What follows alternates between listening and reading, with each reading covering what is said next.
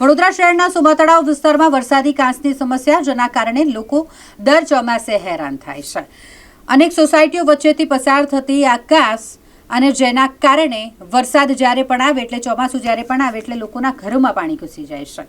તેને લઈને કોઈ પણ પગલાં તંત્ર દ્વારા ભરવામાં નથી આવતા। ખાસ કરીને વરસાદ આવે ત્યારે કાંસનું જે લેવલ છે તે રોડ કરતાં પણ ઉપર આવી જાય છે અને તેના કારણે લોકોને તકલીફ પડે છે। જ્યારે વરસાદી પાણી આ કાંસમાં ભરાય ત્યારે વાહન ચાલકોને પણ અહીંથી પસાર થવામાં ડર લાગે છે। ખાસ કરીને ચોમાસાની શરૂઆત થઈ ગઈ છે અને ત્યારે આ વરસાદી કાંસની સમસ્યાને લઈને લોકોમાં ભારે રોષ જોવા મળી રહ્યો છે। કાંસમાં પાણી ભરાતા વાહન ચાલકો પસાર થાય ત્યારે કાંસમાં પડી જવાનો પણ ડર સતાવે છે। ભાજપના સ્થાનિક મહિલા કાઉન્સિલર સ્નેહલબેન પટેલની વારંવારની રજૂઆતને પણ તંત્ર ઘોડીને પી ગયું હોવાનો સ્થાનિકોનો આક્ષેપ છે। દર ચોમાસામાં રહીશોને ઘરોમાં પાણી ભરાઈ જતા ઘરવખરીને નુકસાન થાય છે।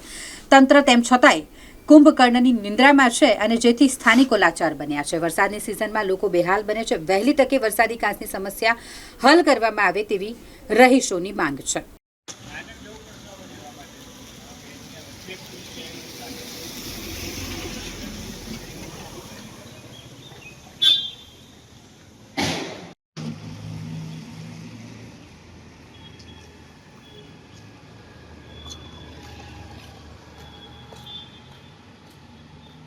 ફોન કરીએ તો એક જ જવાબ આવે કે તમારી કાસ મંજૂર થઈ ગઈ છે।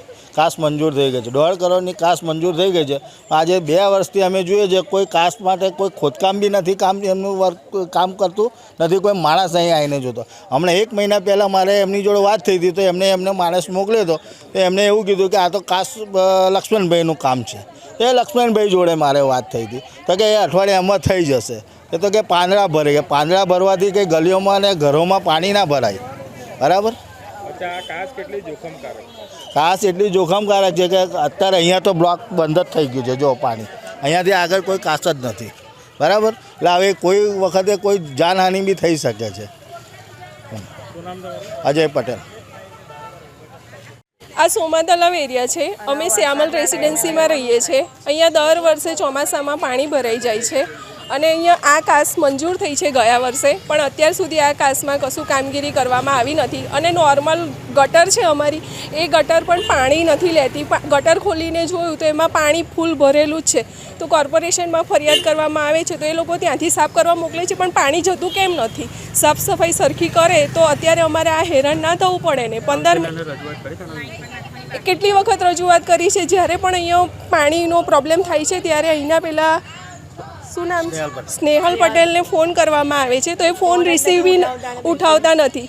જ્યારે પણ ફોન કરીએ ત્યારે આવી અને જોઈને જતા રહે, પણ એનું કંઈ નિકાલ લાવતા નથી અને અમે બહુ હેરાન થઈ જઈએ છીએ। 15 મિનિટ વરસાદ પડે ફૂલ તો પણ અમારા ઘરમાં પાણી આવી જાય છે અને હસબન્ડ હોય તે જોબ પર જતા રહે, છોકરાઓ નાના હોય તો લેડીઝ એકલી ઘરમાં કરે શું? અને દર વર્ષે આ રીતે ઘરમાં નુકસાન થાય તો એ દર વર્ષે કેવી રીતે નવી વસ્તુ વસાવી શકે? જેમ કે ફ્રીજ છે, વોશિંગ મશીન છે, ઘરમાં કઈ અનાજ કરિયાણું છે, કઈ વસ્તુ ના હોય, એટલે ઘણી તકલીફ પડે છે અમને અને આનો કોઈ નિકાલ જ નથી કરી રહ્યા। એ લોકો જોવા પણ નથી આવતા કે અમે કેવી રીતે રહીએ છીએ।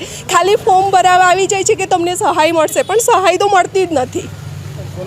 રાજેશ્વરી રાહુલજી।